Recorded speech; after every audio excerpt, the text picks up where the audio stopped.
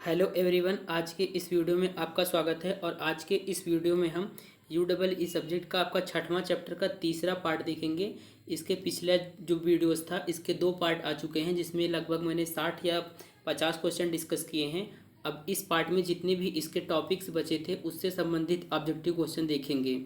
तो इसी वीडियो के साथ आपका इलेक्ट्रिक ट्रैक्शन ख़त्म हो जाएगा और आपका UEE सब्जेक्ट भी ख़त्म हो जाएगा।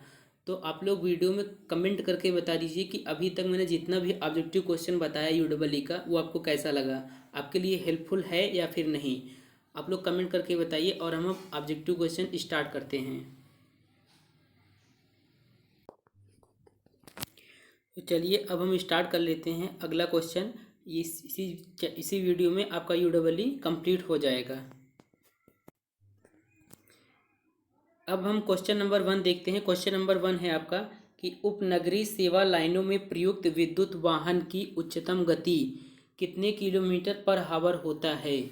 क्वेश्चन है कि उपनगरीय सेवा लाइनों में प्रयुक्त विद्युत वाहन की उच्चतम गति कितना होता है। चार ऑप्शन है। पहला ऑप्शन है 200, दूसरा ऑप्शन है 120, तीसरा है 300 और चौथा है 50। तो आप लोग बताइए कि उपनगरीय सेवा लाइनों में प्रयुक्त विद्युत वाहन का जो उच्चतम गति होता है वो कितना होता है। इसमें आपका सही ऑप्शन है दूसरा ऑप्शन करेक्ट है, 120 किलोमीटर पर हावर होता है। अब हम अगला क्वेश्चन देखते हैं। अगला क्वेश्चन है आपका क्वेश्चन नंबर 2। क्वेश्चन नंबर 2 कह रहा है कि मेट्रो ट्रेन के इंजन को विद्युत सप्लाई प्रदान करने हेतु की पावर सप्लाई का निर्माण किया जाता है। पहला ऑप्शन है सिंगल फेज 25 kV 50 हर्ट्ज, दूसरा है सिंगल फेज 11 kV 60 हर्ट्ज, तीसरा है सिंगल फेज 332 kV 50 हर्ट्ज और चौथा है इनमें से कोई नहीं। तो आप लोग बताइए, ये जो आपका क्वेश्चन है आपके सिलेबस से ही लिया गया है, उसमें है मेट्रो इंजन, तो मेट्रो ट्रेन के बारे में है, वहीं से ऑब्जेक्टिव क्वेश्चन ये उठाया गया है। तो क्वेश्चन है कि मेट्रो ट्रेन के इंजन को विद्युत सप्लाई प्रदान करने हो तो किस पावर सप्लाई का निर्माण किया जाता है। तो इसमें जो सही ऑप्शन है पहला ऑप्शन करेक्ट है, सिंगल फेज 25 kV 50 हर्ट्ज की पावर सप्लाई का निर्माण किया जाता है। अब हम इस अगला क्वेश्चन देखते हैं। अगला क्वेश्चन है आपका क्वेश्चन नंबर 3। क्वेश्चन नंबर 3 का रहा है कि निम्नलिखित में से किस ट्रेन के लिए स्वचालित सिग्नलिंग का उपयोग किया जाता है। मतलब किस ट्रेन के लिए स्वचालित ऑटोमेटिक सिग्नलिंग का प्रयोग किया जाता है। तो पहला ऑप्शन है मेल एंड एक्सप्रेस ट्रेन, दूसरा ऑप्शन है सुपरफास्ट ट्रेन, तीसरा ऑप्शन है सब urban and urban electric train और चौथा है ऑल ट्रेन्स। तो आप लोग इसका आंसर करिए कि किस ट्रेन के लिए ऑटोमेटिक सिग्नल का प्रयोग किया जाता है।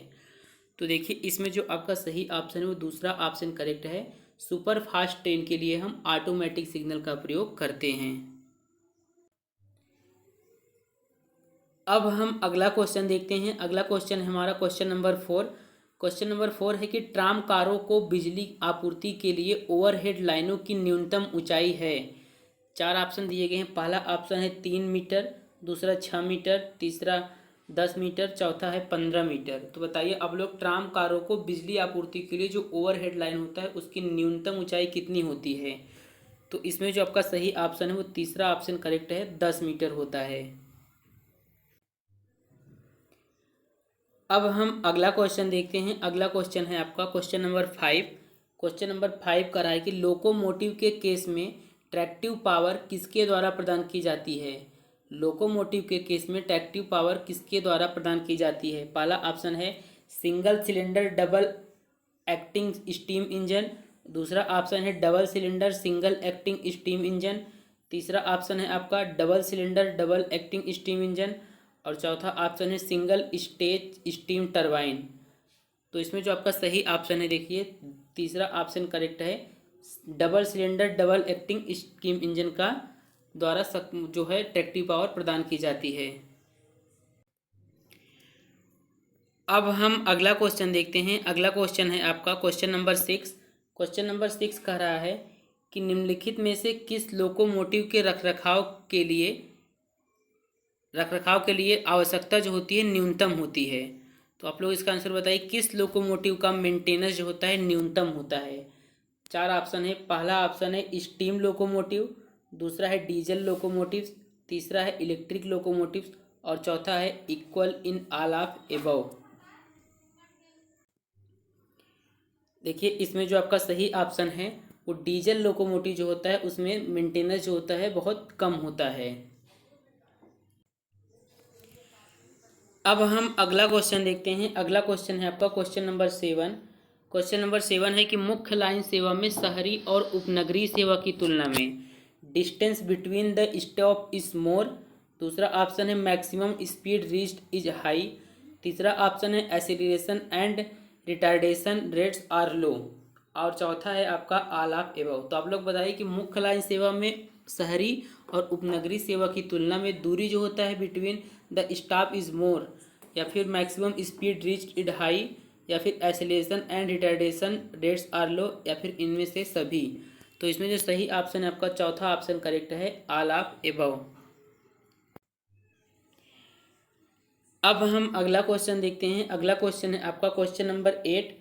क्वेश्चन नंबर 8 का रहा है कि ट्रामवे में किस मोटर का उपयोग किया जाता है। पहला ऑप्शन है इसमें डीसी शंट मोटर, दूसरा है डीसी सीरीज मोटर, तीसरा है एसी 3 फेज मोटर, और चौथा है एसी सिंगल फेज कैपेसिटर।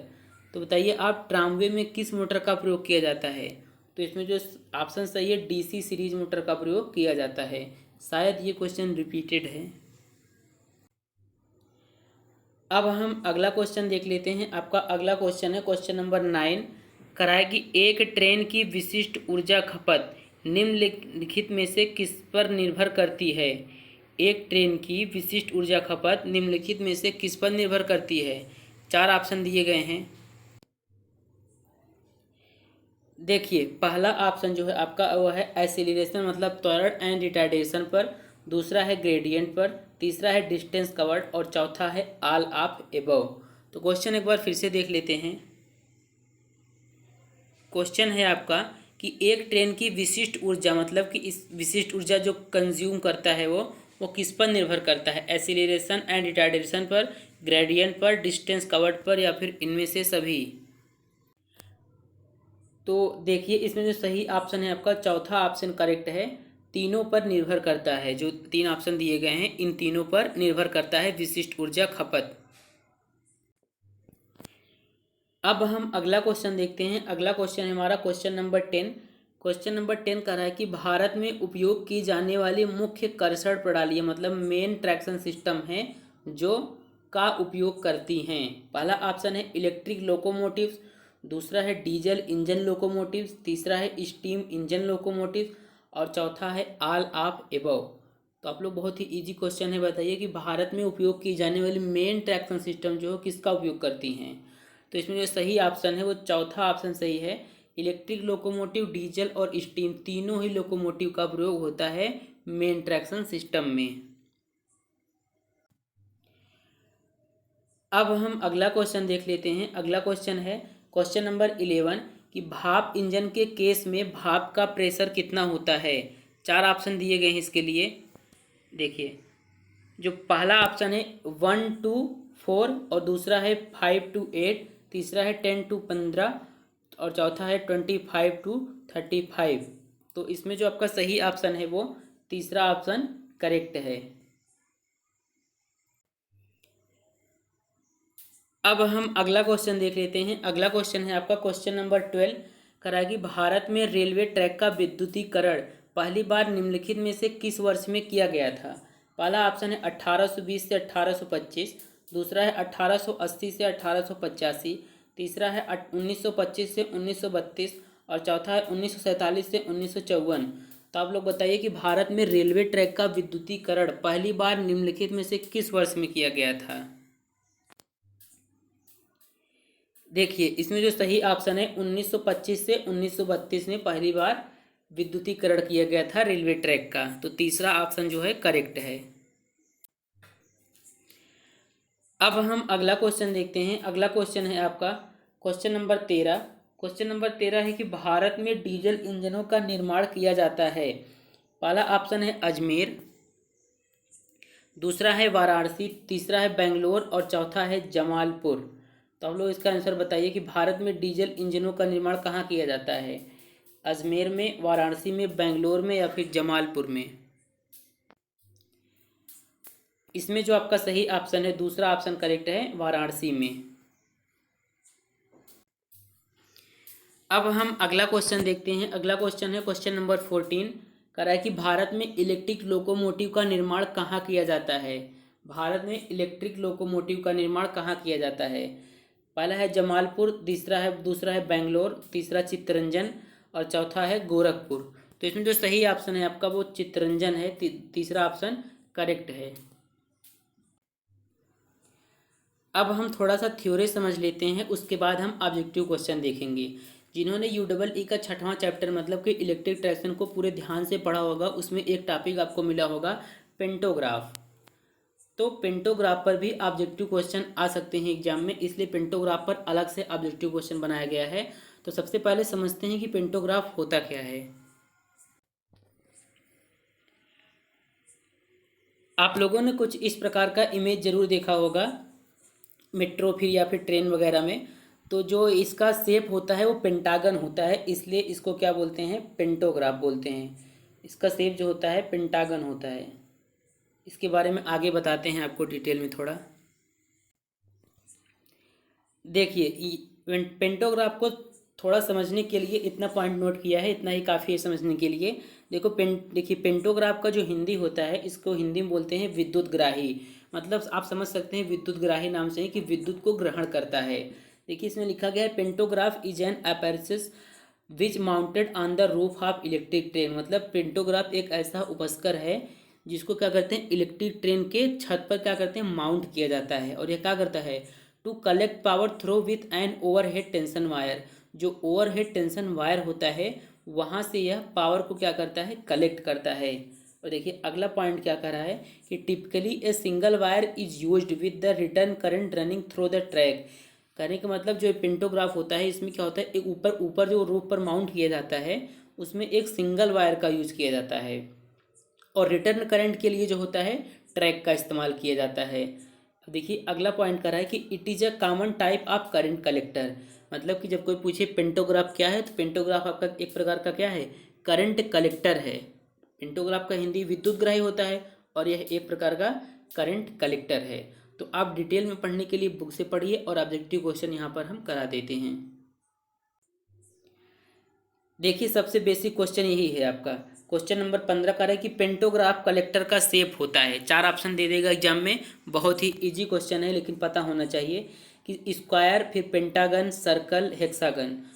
तो जो पढ़ा रहेगा थियरी और सिलेबस उसको ही पता होगा कि पेंटाग्राफ कलेक्टर का शेप कैसा होता है। अभी हमने आपको बताया कि पेंटाग्राफ जो होता है एक प्रकार का करंट कलेक्टर होता है, वह इसका शेप जो होता है पेंटागन होता है।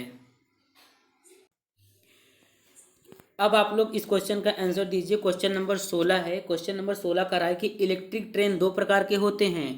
ये ऑप्शन जो है स्टेटमेंट दिया गया है, ये स्टेटमेंट जो है ट्रू है या फिर फॉल्स, मतलब सही है या गलत है। बताइए इलेक्ट्रिक ट्रेन 2 प्रकार के होते हैं। थ्योरी जिसने पढ़ा होगा उसको पता होगा कि ये सही है या गलत। देखिए ये स्टेटमेंट जो दिया गया है ये बिल्कुल सही है। इलेक्ट्रिक ट्रेन जो होता है 2 प्रकार का होता है। आपने सिलेबस में देखा होगा वहाँ पर दिया था 2 प्रकार का ट्रेन। पहला क्या था, मेन लाइन ट्रेन। पहला था मेन लाइन ट्रेन और दूसरा था आपका सब अर्बन ट्रेन। तो बेसिकली जो होता है इलेक्ट्रिक ट्रेन 2 ही प्रकार का होता है। अब पेंटोग्राफ से संबंधित अगला क्वेश्चन देखते हैं। अगला क्वेश्चन है क्वेश्चन नंबर 17 कि सामान्यतः पेंटोग्राफ 3 प्रकार का होता है। आप लोग बताइए कि पेंटोग्राफ 3 प्रकार का होता है। Typically pantograph are 3 types. पहला ऑप्शन है एस, दूसरा नो। तो इसका जो सही ऑप्शन है वो है एस, क्योंकि पेंटोग्राफ बेसिकली क्या होता है 3 प्रकार का होता है। कौन कौन सा होता है अब देखते हैं। ये देखिए कि पेंटोग्राफ आपका 3 प्रकार का होता है। कौन कौन सा, ओपन फ्रेम, फैविली और क्रॉस्ड आर्म। ये 3 प्रकार के पेंटोग्राफ होते हैं। अब ये भी क्वेश्चन आपके सिलेबस से ही है। देखिए सिलेबस में दिया है ईएमयू। तो आप लोग बताइए कि ईएमयू का फुल फॉर्म क्या होता है। पहला ऑप्शन है इलेक्ट्रॉनिक्स मल्टीपल यूनिट, दूसरा है इलेक्ट्रिकल मल्टीपल यूनिट और बाकी 2 ऑप्शन दिखा देते हैं आपको। तीसरा ऑप्शन है इलेक्ट्रिकल मल्टीपल यूसेज, चौथा है इलेक्ट्रिकल मल्टीपल यूजर। तो जल्दी से आप लोग इसका आंसर करिए कि ईएमयू का पूरा नाम क्या होगा। इसमें देखिए जो सही ऑप्शन है पहला ऑप्शन करेक्ट है। ईएमयू का पूरा नाम होगा इलेक्ट्रॉनिक्स मल्टीपल यूनिट। अब अगला क्वेश्चन देखते हैं, क्योंकि इस चैप्टर में तो हमने इलेक्ट्रिक ट्रैक्शन में केवल ट्रेन वगैरह के बारे में ज़्यादा पढ़ा है, उस पर ऑब्जेक्टिव क्वेश्चन ज़्यादा किया है। तो ये क्वेश्चन है कि इंडियन रेलवे का जनक किसे कहा जाता है। ये क्वेश्चन एग्जाम में आ सकता है या नहीं, लेकिन आपकी जानकारी के लिए अच्छा है कि आप बताइए कि इंडियन रेलवेज का जनक किसे कहा जाता है। Lord Dalhousie, Lord Ripon, Lord Bolt, चौथा है लॉर्ड हीरो। तो आप लोग इसका आंसर बताइए कि इंडियन रेलवे का जनक किसे कहा जाता है। इसका क्वेश्चन आप कमेंट में बताइए। चलिए बता ही देते हैं, इसका ऑप्शन सही है, लॉर्ड डालहौसी को इंडियन रेलवे का जनक कहा जाता है। और आपको बता दें कि फर्स्ट रेलवे जो था वो बॉम्बे से ठाणे के बीच 1853 में चला था। अब हम अगला क्वेश्चन देखते हैं। अगला क्वेश्चन है आपका क्वेश्चन नंबर 20। इलेक्ट्रिक ट्रेन में सप्लाई कंडक्टर को किस नाम से जाना जाता है। इलेक्ट्रिक ट्रेन में सप्लाई कंडक्टर को किस नेम से जाना जाता है। पहला ऑप्शन है कॉन्टैक्ट वायर, दूसरा है कॉन्टैक्ट डिस्टेंस, तीसरा है कॉन्टैक्ट डायरेक्शन और चौथा है सप्लाई वायर। चौथा ऑप्शन अभी लिख दे रहे हैं, सप्लाई वायर। बताइए आप लोग इलेक्ट्रिक ट्रेन में सप्लाई कंडक्टर को किस नाम से जानते हैं। जो इसमें सही ऑप्शन है, पहला ही ऑप्शन करेक्ट है, कॉन्टैक्ट वायर के नाम से भी जाना जाता है उसे। अब हम अगला क्वेश्चन देखते हैं। अगला क्वेश्चन है आपका क्वेश्चन नंबर 21। क्वेश्चन नंबर 21 का रहा है कि हाई ब्रेकिंग टार्क को ऑब्टेन करने के लिए ब्रेकिंग का कौन सा विधि जो है मेथड जो है बेस्ट है। कि हाई ब्रेकिंग टार्क ऑब्टेन करने के लिए ब्रेकिंग का कौन सा मेथड बेस्ट है। तो पहला ऑप्शन है इसमें रीजनरेटिव ब्रेकिंग, प्लगिंग, तीसरा है डायनेमिक ब्रेकिंग, चौथा है रियोस्टैटिक ब्रेकिंग। तो इसमें जो आपका सही ऑप्शन है दूसरा ऑप्शन करेक्ट है, प्लगिंग जो है सबसे बेस्ट होता है हाई ब्रेकिंग टार्क को ऑब्टेन करने के लिए। अब हम अगला क्वेश्चन देखते हैं। अगला क्वेश्चन है हमारा क्वेश्चन नंबर 22। क्वेश्चन नंबर 22 का रहा है कि रीजनरेटिव ब्रेकिंग सीरीज मोटर में संभव नहीं है। पहला ऑप्शन है ट्रू, दूसरा फॉल्स। तो इसमें जो सही ऑप्शन है वो ट्रू है, मतलब कि रीजनरेटिव ब्रेकिंग जो है सीरीज मोटर में संभव नहीं है। अब हम अगला क्वेश्चन देखते हैं। अगला क्वेश्चन है आपका क्वेश्चन नंबर 23 कि all circuit are always network, resistor, capacitor, inductor. मतलब जो ऑल सर्किट होते हैं उसको क्या कहते हैं। देखिए इसमें रजिस्टर तो कहेंगे नहीं सर्किट को, फिर कैपेसिटर भी नहीं कहेंगे, इंडक्टर भी नहीं कहेंगे, लेकिन हाँ नेटवर्क कह सकते हैं, ऑल सर्किट ऑलवेज नेटवर्क। अब हम अगला क्वेश्चन देखते हैं। अगला क्वेश्चन है आपका क्वेश्चन नंबर 24 कराए कि रेलवे में पेंटोग्राफ कलेक्टर का उपयोग किया जाता है जहां ट्रेन 100 से 130 किमी प्रति घंटे की रफ्तार से चलती है। कराए निम्नलिखित में से कौन सा पेंटोग्राफ कलेक्टर के बारे में सही स्टेटमेंट है। पहला ऑप्शन है इट इज़ अनडायरेक्शनल, बिल्कुल गलत है ये। दूसरा ऑप्शन है the erection of the overhead network is complicated, ये भी गलत है। तीसरा ऑप्शन है it's height can not be varied, ये भी गलत है। इसमें सही ऑप्शन है आपका चौथा ही ऑप्शन करेक्ट है। कोई भी स्टेटमेंट पेंटोग्राफ के लिए सही नहीं है। अब देखिए फ्रेंड्स, आप लोगों का UEE सब्जेक्ट जो था हमने कंप्लीट कर दिया। आपका UEE का सब्जेक्ट जो था वो कंप्लीट हो गया ऑब्जेक्टिव क्वेश्चन के साथ। अब कोई भी सब्जेक्ट नहीं बचा है वीडियो बनाने के लिए। तो आप लोग बताइए, जैसे कि हमने IMRE भी ख़त्म कर दिया आपका, और EDD का शायद 2 चैप्टर बचा है ऑब्जेक्टिव क्वेश्चन के लिए। तो हमने आपको इसके पहले कुछ टेलीग्राम पे बताया था कि 3 वीडियोज आएगा 300 क्वेश्चन का। तो आप लोग मुझे ये बता दीजिए कि 300 वीडियो जो मतलब कि एक वीडियो में 300 क्वेश्चन आएगा हर मतलब कि हर सब्जेक्ट का, ये वीडियो लाएं या फिर ना लाएं। क्योंकि अगर आप लोगों के लिए हेल्पफुल होगा तो फिर लाएंगे, नहीं तो नहीं लाएंगे। क्योंकि आप समझ सकते हैं 300 वीडियो 300 क्वेश्चन एक वीडियो में बहुत टाइम लगे, कम से कम 2 या 2.5 घंटे का वीडियो होगा फिर जाके 300 क्वेश्चन कवर होगा। तो आप लोग बताएं उस वीडियो को लाएं या ना लाएं, क्योंकि टाइम बहुत कम है। या फिर केवल आपको PDF दे दे, इसका PDF से ही आप लोग पढ़ लेंगे। तो आप लोग कमेंट करके ज़रूर बताएं। अगर कमेंट करके आप बताते हैं कि आना चाहिए फिर लाएंगे, नहीं तो नहीं लाएंगे, कोई मतलब नहीं है। अब मिलते हैं अगले वीडियो में।